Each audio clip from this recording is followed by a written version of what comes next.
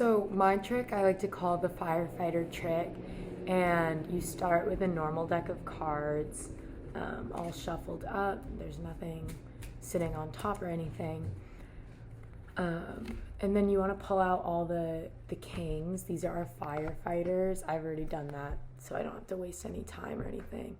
Also, don't mind my nails. It's literally terrible. I have to get them redone soon. But anyways, you stack up all your kings and you put them on top. And then these are our firefighters, and this is our burning building. And you want to take the firefighters and send them to the different floors throughout the building so they can help put out the fires. So the first firefighter goes down to the bottom floor, and the next firefighter goes to the middle floor. And then the third firefighter, he goes somewhat close to the top, but not all the way up to the top. And then the last one stays on top to signal the rest of the firefighters when it's time to come back up. And when you, the participant, tap 3 times to signal, all the firefighters come back to the top for the helicopter to get them. So throughout my experiment, I took advantage of distraction and misleading the viewer. During this demonstration, you were using controlled processing, and you were focusing a lot of attention on keeping your eyes on the kings or where they might somehow be being tricked back up to the top. So how I did this trick, you may have noticed that I had the kings out already to start. That's part of the trick. I took 3 random cards and you put them on the back of one of the kings, and then you keep this as your back card. So when I stack them all up, the top 3 firefighters that I'm sending down to different floors are actually just random cards. So when someone taps back on top, all the kings are still on top. So while you're participating in a magic trick, you're using controlled processing.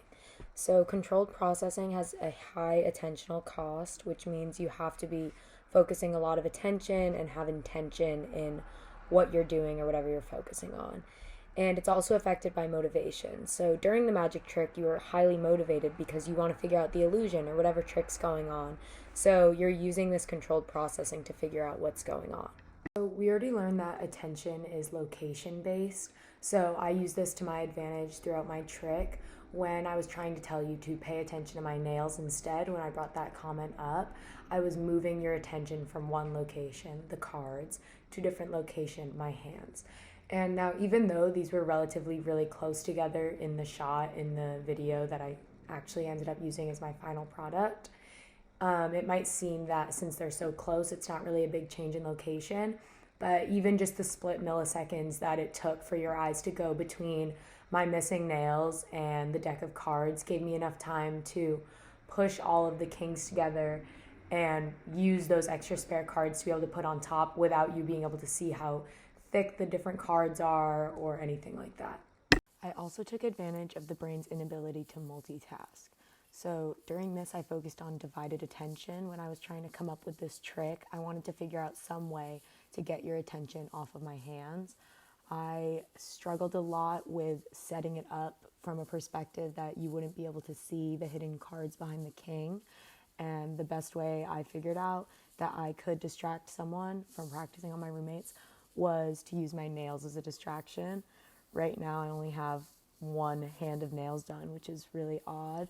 So I used that during my experiment. I said, oh, don't mind my nails, I need to get them redone.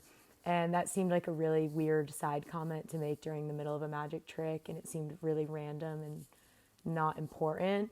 But in reality, I was trying to get you to move attention to my nails. So when the experiment started and I showed the 4 kings, your brain gets the sensation of looking at these 4 kings. When I hold them up, you don't see anything else behind them, and therefore your brain's only expecting these 4 cards to be placed on top at the beginning of the experiment. So therefore, you have the perspective that there are only 4 cards, and by backing away from the camera, I help even strengthen that illusion even more. I struggle with this a little bit more in person because with the depth and the cues that we have in person, it's a lot harder to hide a certain angle from someone. But on the video, it was a lot easier to force this because as long as I backed up, you couldn't easily see the sides or the top. So you still had the perception that there were only 4 cards. Another part of the trick that I found really hard and I had to learn how to force someone's perspective on is the beginning when I actually hold up the deck of cards and then say, I've pulled out the kings so that I don't have to waste any time doing it now. That part's pretty tricky because a lot of the times when I picked up the cards, they would separate or you'd just be able to see one edge a little bit. So something I figured out to force perspective on that was to, first of all, already have them fanned out so that I didn't have to do that.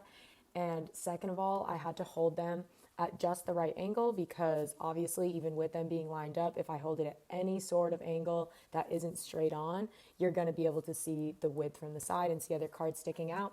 So I made sure that the perspective and it lined up so that you wouldn't be able to see that.